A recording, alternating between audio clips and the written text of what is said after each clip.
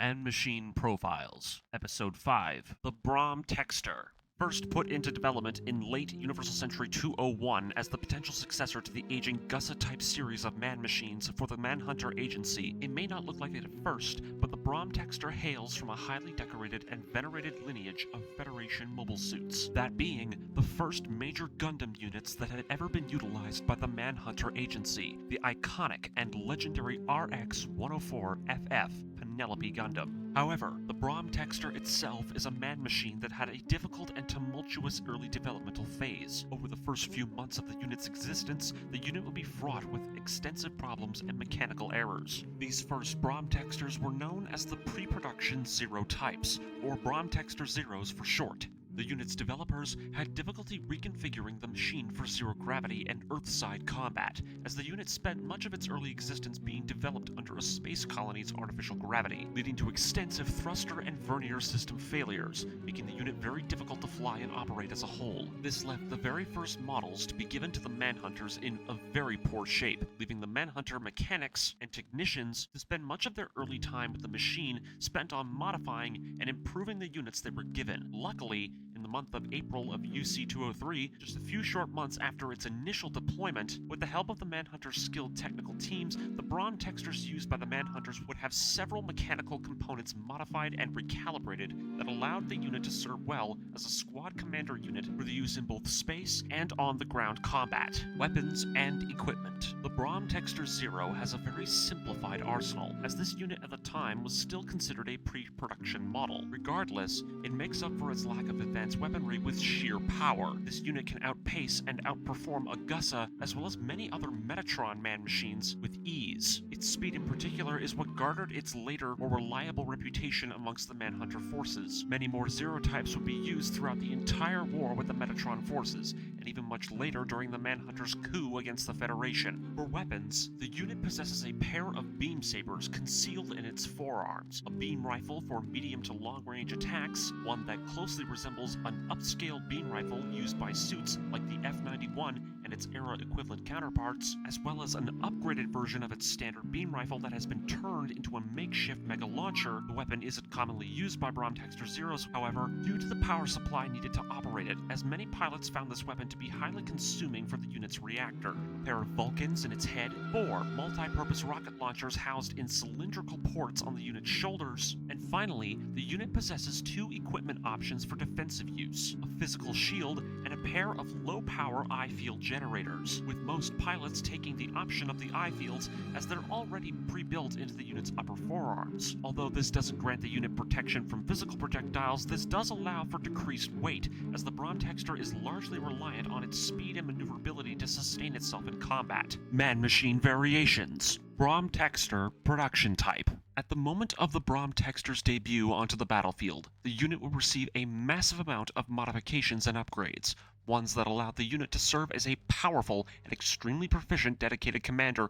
and rapid assault unit. The first distinct change being a major armor plating redesign, intended to allow for the machine to operate better under atmospheric conditions. These new armor plates are added over top of the original machine, along with several new iterations of the unit's overall armor coverings. For the purpose of being used in atmospheric conditions, the entire machine was overhauled with Minovsky flight technology in mind, the unit receiving modifications to its outer shell that more closely resembled its forebearer in the Penelope Gundam. The unit incorporates several pieces of weapons and technology that have been a staple of Gundam-type mobile suits for over a century at this point. The unit better makes use of the Zero type's mega launcher as its standard beam rifle, as the unit has a higher energy output to compensate for the unit's increased weight and power needed for its flight systems. It has an atmospheric re-entry unit dubbed the Interdict board that can act as a remotely piloted drone, a design feature that was first pioneered with the RGZ-91 series of transformable mobile suits, with the unit being able to dock mid-flight for rapid deployment and retrieval. The production type has 2 rounded shoulder shields with missile launchers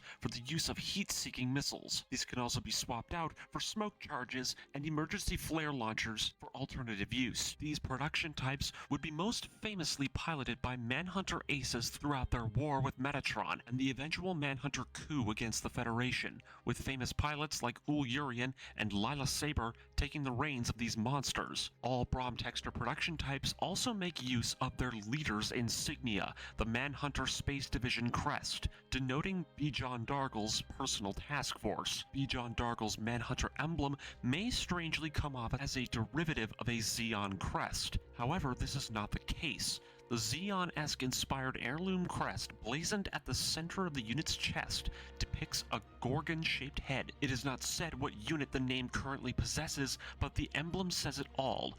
Bijan Dargle is the head of the Manhunter Space Division. If the unit follows the nomenclature of other Manhunter units, such as the South Pacific Circe unit, then it stands to reason that the Space Division bears a similar name, the ubiquitously named Medusa Space Division unit. BROMB TEXTER Improved Type.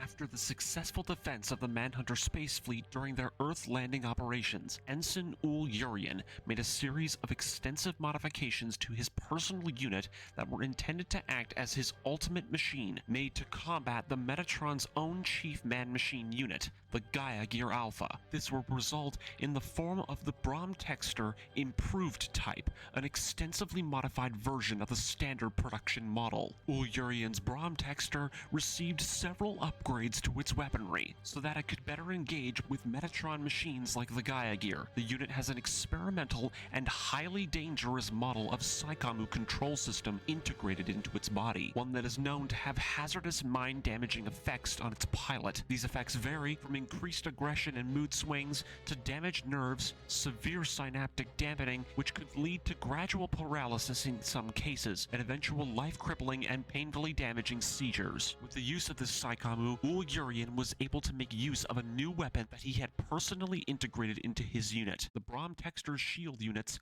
being refitted for the use of funnel-type weapons, replacing the missile launchers in the shields with beam emitter-type funnels. The unit would have its armor reinforced tremendously with enhanced solid armor heavy composite materials, strengthened leg actuators, an enhanced Minovsky drive unit with twin Stage 1 Psi-Cycle Minovsky reactors for increased energy efficiency, a crosswise set of heavily modified beam machine cannons that are designed to pivot along the unit's back and swing out from the hips. With these upgrades, the improved BROMB TEXTER would be a monstrous addition to the Manhunter's arsenal, with Urian's machine being personally responsible for most of the destruction done to Metatron during the mid to late stages of the war, as his unit devastated their forces in a catastrophic assault on their central field base camp, engaging and even managing to temporarily disable and cripple the Gaia Gear Alpha in combat. This and other BROMB TEXTERs would act as the primary commander units of the Manhunter Space Division's armed forces. They would be seen just as often as Gusses on the battlefield, the unit's speed and agility greatly complementing the Gusses' well-rounded versatility. But these victories wouldn't last, as the BROMB TEXTERs would be ostracized by the Federation military after the Manhunter's failed coup. The BROMB TEXTER and Gusses series, as well as the lately developed GIDS GEESE series, will be discontinued, with the Manhunters and their assets being disavowed and abandoned for the rest of time. The BROMB TEXTERs, along with all of the Manhunters' man-machines, will be blacklisted by the Federation government, their usage never seeing the light of day, after their existence will be seen as a permanent stain on the Federation in its closing days of control over the Earth sphere. The BROMB TEXTER, a beast born of the White Devil, an arrogant violator, a betrayer, and the buried, deplorable remnant of wannabe tyrants and their corrupt dreams of cruelty. The BROMB TEXTER.